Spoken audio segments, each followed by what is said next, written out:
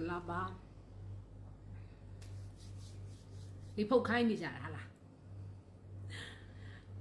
Maria Maria Lipo kind. 7 နှစ်ဖုတ်မယ်လေ7 နှစ်ဖုတ်မယ်ဆိုတော့အဲ့ဒါတပိုင်းပြောပြီးတဲ့ skin care ကိစ္စတွေတော့မဟုတ်ဘူး skin care မပြောတော့ဘူးပေါ့နော် skin care မပြောဘူးအခုလေဖုတ်ဆိုတော့7 နှစ်ပြည့်တော့မယ်နော် intro နဲ့တင်စက္ကန့်30ကုန်သွားပြီအဲ့ဒါကတော့အခုကဒီ TikTok ကျွန်တော်ရဲ့ follower တော်တော်များများလည်းထိုင်းကလူတွေများတယ်ပေါ့နော်ထိုင်းကလူတွေလည်းများတယ်တဝက်စီလောက်ရှိရပေါ့နော်မြန်မာတဝက်ထိုင်းတဝက်လောက်ရှိတယ်ဆိုတော့အဲ့ဒါဒီနေ့ကျွန်တော် Facebook account မှာလည်း share ထားတယ်အဲ့ဒါလေးပြောပြမယ်နော်အဲ့ဒါက Facebook မှာ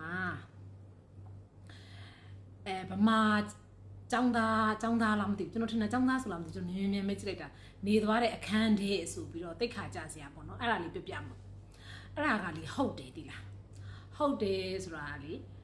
ကျွန်တော်ကလည်းအခုကမဲဆောက်မှနေတာတော်တော်များတည်ရလေမဲဆောက်မှနေတာအဲ့ဒါဒီမှာကဟိုဘယ်လိုခေါ်မလဲ refugee တွေပဲထားလိုက်ပါတော့ဗျာ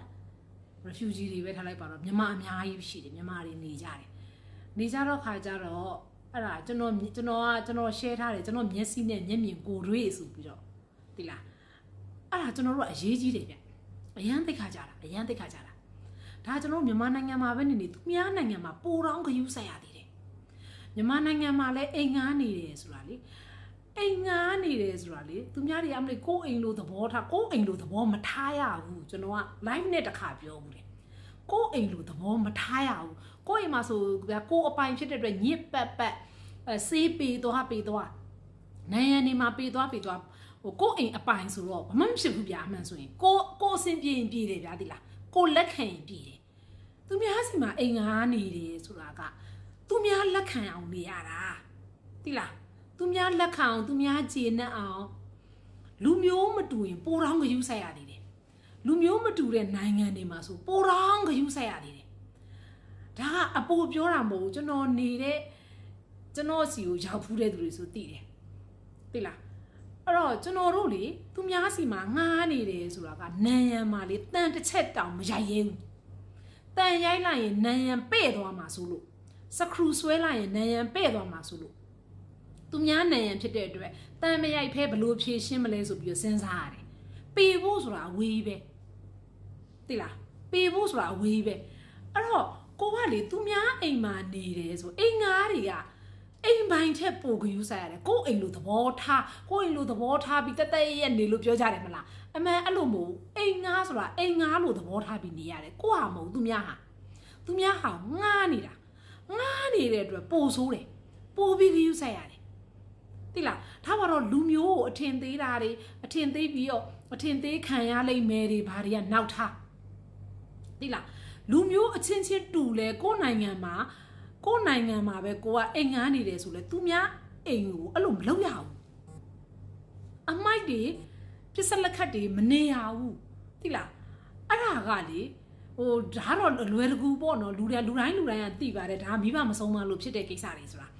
ဒါလူတိုင်းသိတယ်သိလားဒီလိုစီးမဲ့ကမ်းမဲ့နေတာထိုင်တာတွေကမိဘမဆုံးမလို့ဘာဖြစ်တယ်ညာဖြစ်တယ်ပေါ့အဲ့ဒါကလူတိုင်းကွန်မန့်မန်တတ်တယ်ဗျာသိလားကွန်မန့်မန်တတ်တယ်လူတိုင်းသိတယ်ဒါဒီကလေးကအနေအထိုင်စုပ်ပြတ်တယ်တချို့ဆိုရင်ကလေးမဟုတ်ဘူးနော်လူကြီးတွေကလေးအမေတွေကလေးအဖေတွေဖြစ်နေပြီကလေးအမေကလေးအဖေရွယ်တွေဖြစ်နေပြီစုပ်ပြတ်တဲ့သူကစုပ်ပြတ်တာပဲနေတာထိုင်တာလေအမှန်ကလေကိုယ်အိမ်မှာနေတာမဟုတ်တဲ့အတွက်သူများအိမ်ကိုငားနေတာဖြစ်တဲ့အတွက်ကိုကပိုဂရုစိုက်ရတယ်အနောက်နိုင်ငံတွေတို့စင်ကာပူအော်ဇီ US တို့ကျွန်တော်တို့သိတဲ့လောက်ဘူးသူတာသိတဲ့လောက်နော်အိမ်ပြောင်းတယ်အိမ်ရွှေ့တယ်ဆိုရင်ဘလို့ပြောင်းရတယ်ဘလို့ရွှေ့ရတယ်ဆိုတာဘူးသူတရှိတဲ့သူတွေဆိုသိတယ်နော်ကိုနေခဲ့တဲ့အိမ်ကို service ပြန်ဝင်ပေးရတာမဝင်ပေးရင်ပတ်စံတွေအများကြီးပေးရတာဒဏ်တက်တဲ့သဘောပေါ့နော်သိလားကိုနေခဲ့တဲ့နေရာကိုတန်ရှင်းကိုဘလို့ပုံစံလုပ်ရတယ်ဆိုတာအဲ့ဒါတချို့ဆိုရင်ဘူးသူတရှိတယ်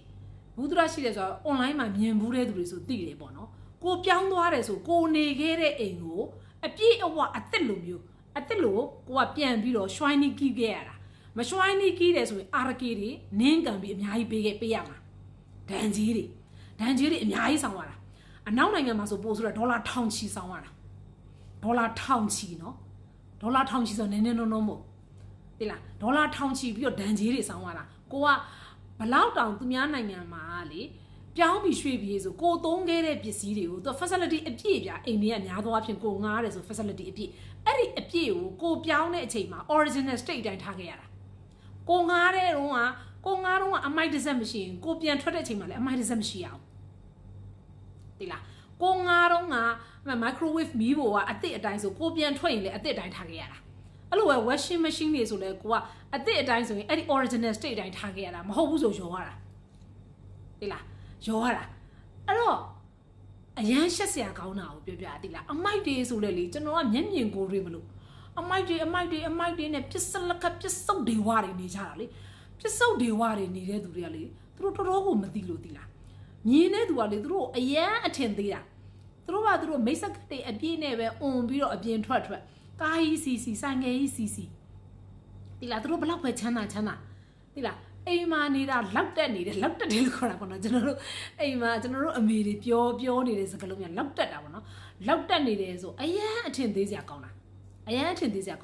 အထူးသဖြင့်ရလေကိုယ်အိမ်အပိုင်ဆိုလေအဲ့လိုမနေအောင်ဒါကတော့လူတွေတော်တော်များသိပါတယ်သိလားကိုယ်အိမ်မဟုတ်ရင်ပို့ပြီးတော့ကိုစေစားတန်ရှင်းရတယ်အဲ့ဒါမှအင်ရှင်ရလဲကိုကြည်နေမယ်အင်ရှင်ရလဲကိုထားခြင်းပဲ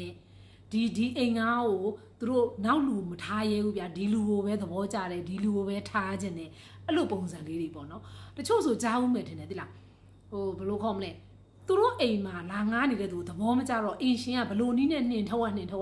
ကြတာဗျာတချို့ဆိုရင်အိမ်လားကားတွေတိုးပြီးတောင်းတာလို့ပါတော့ကြားဘူးတယ်မလားအဲ့ဒါအင်ရှင်ကအိမ်ငါ့ကိုမကြည့်နဲ့လို့ညာသွားဖြစ်ပြောတာညာသွားဖြစ်အင်ရှင်ကရုပ်လိုက်တာပေါ့နော်သူတို့ကိုလားကားတွေတိုးတောင်းတယ်အဲ့ဒါအင်ရှင်ကအဲ့ဒီအိမ်ငါ့ကိုသဘောမကျလို့လဲပါတယ်သဘောကျရင်အင်ရှင်တွေကလေဘလို့ခေါ်မတူကိုဗျာဒီလူကိုအိမ်မှာတသက်ရက်နေတယ်ကိုအိမ်ကိုသူက maintenance လုပ်ပေးနေတယ်ကိုအိမ်ကိုဒီလူကအဆောင်ရှောက်ဖြစ်တယ်ဒီလားအဆောင်ရှောက်ဖြစ်တယ်ဒီလူဒီအိမ်မှာနေလို့ဒီအိမ်အတွက်ဘာမှစိတ်ပူစရာမရှိဘူးဆိုတဲ့အနေအထားဆိုဒီလူကိုပဲထားကြတာလေနောက်ထပ်လူသစ်ထားဖို့ကလူသစ်ကကောင်းမှမသိမကောင်းမှမသိစီကန်းရှိမှမသိစီကန်းမရှိမှမသိဆိုတော့နောက်ထပ်လူသစ်မထားခြင်းဘူးဒီ original နေတဲ့သူကတသက်ရဲ့နဲ့လေနေတာထိုင်တာတအားကိုစီကန်းရှိတယ်ဆိုဒီလူကိုပဲတည်မှာအဆင်ပြေတဲ့ဈေးနှုန်းနဲ့ဒီလူကိုပဲထားကြတာဟိလားဒါကအင်ရှင်အမြင်ဘက်ကကိုပြောပြတာအင်ငါအနေနဲ့ဆိုလေအဓိကပြောနိုင်ငံတကာမှာလေမြန်မာတွေကိုလေပြောပြအောင်မယ်သီလားထင်သေးတယ်အမလီထိုင်းမှာမြန်မာတွေကိုထင်သေးတယ်ထိုင်းကလူတွေကမြန်မာကိုမြင်လိုက်ရင်ဘယ်လိုဘဝ Facebook တော့ online ပေါ်မှာ social media ပေါ်မှာလူတွေရေးနေတာတွေ့မယ်ကျွန်တော်တို့ကြုံဘူးတစ်ခါမှမကြုံဘူးဒီစကားမှန်ချမ်းသာပြရစီပေါ့နော်ကိုနဲ့တွေးသမျှကြုံသမျှဒီလူမျိုးသားတွေကကိုကို respect ပေးတဲ့သူကြီးပဲလေးဆဆတဲ့သူကြီးပဲပြူငါကြီးပဲသဘောတရားကြီးပဲဆက်ဆံကြတာကိုအနေထားပေါ်မှာမူတည်တာကိုနေတဲ့ထိုင်တဲ့ပုံမှာမူတည်တာကိုအနေထားနဲ့ကိုနေတဲ့ထိုင်တဲ့ပုံမှာမူတည်တာကျွန်တော်တို့လူမျိုးသားတွေကမြင်နေဆိုရင်ကျွန်တော်တို့အမြဲတမ်းရွှွဝေအောင်ဆက်ဆံတယ်လေးစားတယ် respect ပေးတယ်ကျွန်တော်ဆိုဟာတအနေနဲ့အမြဲတမ်းပြောငါတို့ကအမြဲတမ်းဘယ်နေရာရောက်ထက်ကြီးပေါက်တယ်အဲ့လိုပြောတာပေါ့နော်ဒါဟာတအနေနဲ့ပြောတာပေါ့နော်ငါတို့ကဘယ်မှာနေထက်ကြီးပေါက်တယ်အမြဲတမ်းလို့ပြောတာ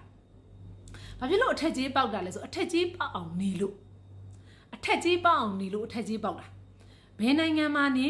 တကောကဘာကြီးရဲ့ဘယ်နေရာမှာနေဘယ်ဒေသမှာနေကိုကအထက်ကြီးပေါက်အောင်နေတယ်ဆိုအထက်ကြီးပေါက်တာပဲကိုကအထက်ကြီးပေါက်အောင်မနေလို့အထက်ကြီးမပေါက်တာ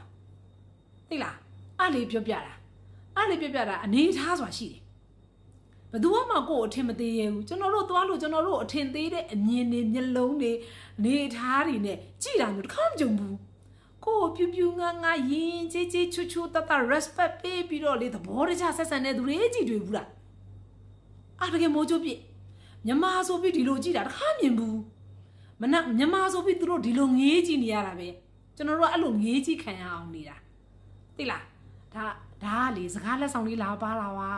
လေဖုတ်တဲ့အနေနဲ့စကားလက်ဆောင်လေးပါလာပါလာပါအထက်ကြီးပေါအောင်နေကြပါလို့ပြောချင်တာပါဘယ်ဒေသကိုရောက်အထက်ကြီးပေါက်ဖို့အရေးကြီးတယ်အထက်ကြီးပေါအောင်နေကြပါ